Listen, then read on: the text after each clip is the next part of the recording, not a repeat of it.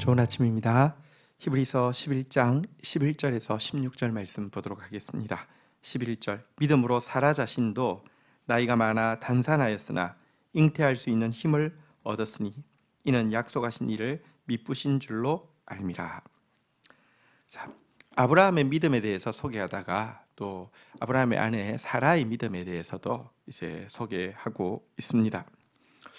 사라는 특별히 아이를 낳는 데 있어서 이제 자신이 이미 그 경수가 끊어진 상태였기 때문에 또 남편이 느끼는 것과는 현실적으로 훨씬 더 큰 차이를 가지고 있었을 것입니다. 이건 불가능한 일이야, 이런 생각이 훨씬 더 강할 수 있었습니다. 하지만 그녀는 단산하였으나 믿음으로 말미암아 잉태할 수 있는 힘을 얻었다, 이렇게 이야기하고 있고요. 그의 믿음의 핵심은 약속하신 이를 미쁘신 줄 아는 것이었다라고 이야기하고 있습니다. 사실 사라는 이제 잉태할 것이라는 말 앞에서 웃었잖아요. 웃었다는 것은 이렇게 썩 쏘는 분명히 아닐 것입니다. 그러나 이게 그 체념하는 웃음이었겠죠. 하지만 이 웃음 앞에서 하나님께 능지 못한 일이 있겠느냐라고 도전하시는 말 앞에서 웃음기를 싹 거두고 믿습니다라고 고백을 하고 있습니다. 여러분, 믿음이 좋다는 것이 항상 아멘 할렐루야 이게 아닙니다. 그런데 하나님의 말씀이 분명하면 그 앞에서 내 생각을 내려놓는 게 믿음이잖아요. 이게 약속하신 이를 미쁘신 줄 알미라라는 것입니다. 이와 같은 믿음 때문에 아브라함뿐 아니라 사라도, 그래서 여기 시작할 때도 보면 믿음으로 사라 자신도 하면서 아브라함의 믿음에 사라의 믿음도 함께 하였음을 보여주고 있는 것입니다. 하나님의 말씀에 더 크게 자기 생각보다 더 크게 권위를 두는 것, 이게 사라의 믿음이었습니다. 바로 이와 같은 믿음으로 그녀는 이제 약속하신 아들을 받게 되는 그런 통로가 되었습니다. 그리고 그 아들 이삭을 통해서요, 12절 이러므로 죽은 자 같은 한 사람으로 말미암아 하늘의 허다한 별과 또 해변의 무수한 모래와 같이 많은 자손이 생육하였느니라. 이렇게 태어난 이삭은 단지 한 사람의 이삭이 아니죠. 물론 그를 통해서 육신적으로도 이제 결국은 야곱을 통해서 12아들이 나오고 12아들을 통해서 12지파가 되고 한 나라가 되었는데요. 그러나 단지 그것이 하나님이 그를 복의 조상으로 만든 것이라고 하면 유대인 인구 지금도 중국 인구에 비하면, 인도 인구에 비하면 아무것도 아니잖아요. 그 말이 아니죠.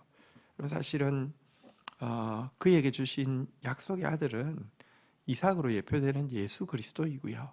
예수 그리스도를 통해서 정말로 하늘의 별처럼 바다의 무수한 모래 같은 구원받은 백성들이 생기는 역사를 이야기하는데요. 이 일에 사라가 통로가 된 것입니다. 다시 이야기합니다. 언제나 목이 쉬어있고 할렐루야 아멘, 이래서 그녀가 믿음의 조상 아브라함의 아내, 또 아브라함의 믿음에 동참한 것이 아니라 자기 생각이 있지만 하나님의 말씀이 정확하게 올 때에는 자기 생각을 내려놓고 자기 생각보다 더 미쁘신 하나님의 말씀을 통하여 믿는 것, 이것이 그녀의 믿음이었고요.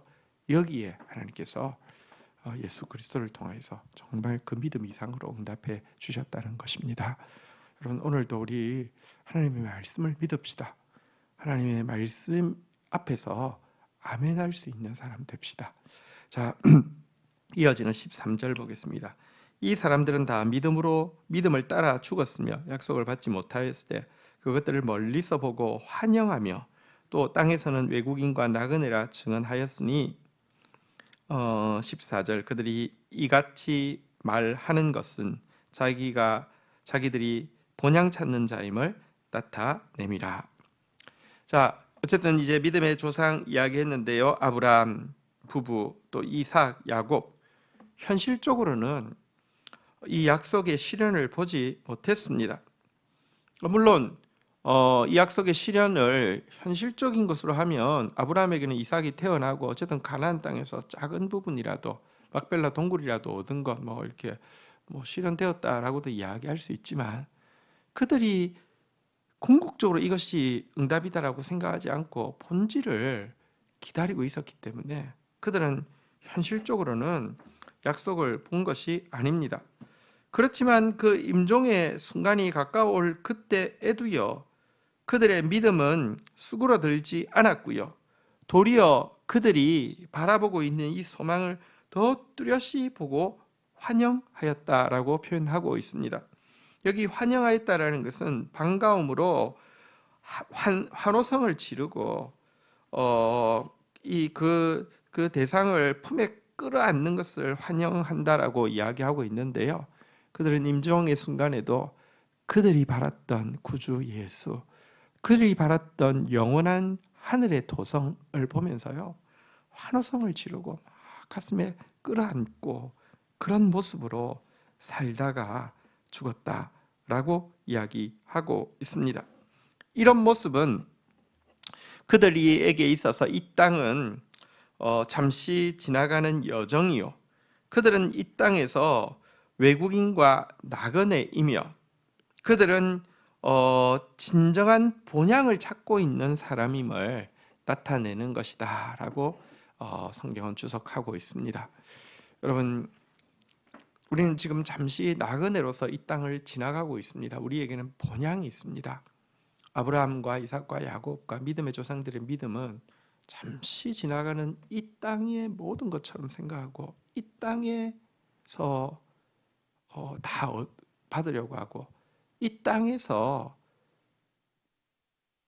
내가 즐겁고 이 땅에서 내가 누리고 여기에 방점을 두지 않고요, 본향, 실로간 하긴 이전의 본향, 아니 더 완전하고 아름답게 회복되어 있는 이 본향을 바라는 것으로, 이 본향을 찾는 것으로 그들의 삶의 표대를 잡았다는 것입니다.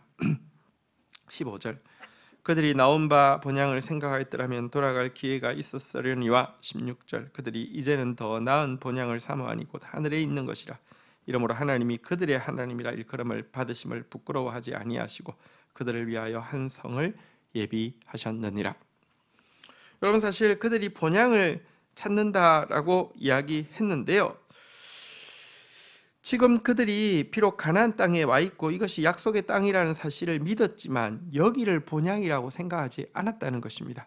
그러나 이 말이 그들이 워낙 나왔던 고향 땅인 바벨론을 그리워하고 바벨론에 대한 향수를 가지고 있었다는 말이냐? 절대 그런 것은 아니죠. 바벨론은 거들떠도 보지 않았습니다. 그런데도 예표인 가나안 땅에 완전히 마음 빼앗기는 것이 아니라 진짜 본향 하늘에 있는 것을 바라보았다는 것입니다. 이것이 그들의 믿음입니다. 그들은 보이지 않는 것을 보는 것처럼 확신했는데요, 그 한 가지가 하나님 나라고요, 또 그 한 가지가 하나님이었던 것이라는 것입니다. 이런 믿음 보시고 하나님은 그들의 하나님이라 일컬음 받으심을 부끄러워하지 아니하셨습니다. 정말 이들이야말로 하나님의 자녀들이요, 이들이야말로 하나님의 백성이었던 것입니다. 하나님께서는 여러 번 당신을 나는 아브라함의 하나님이다, 이삭의 하나님이다, 야곱의 하나님이다 라고 스스로를 소개하시고 아브라함, 이삭, 야곱을 부끄러워하지 않으신 이유는 그들이 바로 이런 믿음을 가지고 있었기 때문입니다. 오늘도 우리가 이 땅을 살아가지만 본향을 사모하며 하나님을 사모하며 살아간다고 하면 하나님은 우리의 이름으로 나는 권지연의 하나님이다 라고 불리우시는 것을 스스로를 지칭해 주실 것이고요, 사람들에게 불리우는 것을 부끄러워하지 아니하시고 기뻐하실 것입니다. 그리고 이들의 믿음에 부끄럽지 않도록 영원한 성을 예비해 두셨다라고 분명하게 선포하고 있습니다. 주신 말씀 붙잡고 기도하며 나가도록 하겠습니다. 하나님 아버지 감사합니다. 때로 우리에게 믿음이 없고, 때로 우리에게 현실이 커 보이고, 때로 우리의 이성이 작동하여서 하나님의 말씀 앞에서도 좀 체념적인 태도를 가질 수 있음을 주님은 잘 아십니다. 책망하지 아니하시고 사라의 웃음을 도리어 웃음이라는 이름의 이삭을 주심으로 말미암아 또 이해해 주시고 도리어 더 축복으로 바꾸어 주신 주님. 그러나 주님, 저희들도 사라처럼 주님의 말씀이 분명하다고 하면 하나님의 약속을 신뢰할 수 있는, 그래서 내 생각을 내려놓을 수 있는 참된 믿음 가질 수 있도록 인도하여 주옵소서. 하나님, 본향을 찾는 자라는 이 소중한 이름이 우리의 별명, 우리의 이름이 될 수 있게 하여 주옵소서.